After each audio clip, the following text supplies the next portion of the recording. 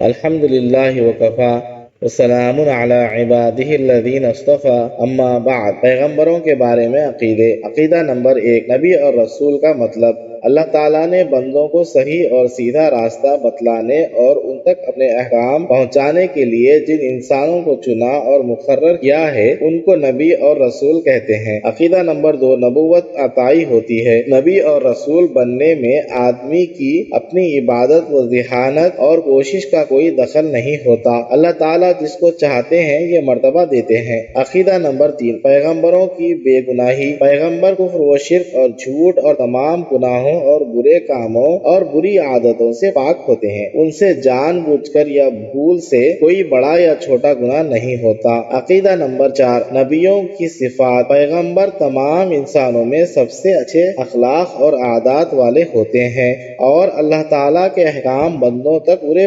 پہنچاتے ہیں۔ کسی بات کو چھپاتے نہیں، نہ اس میں اپنی طرف سے کمی یا زیادتی کرتے ہیں۔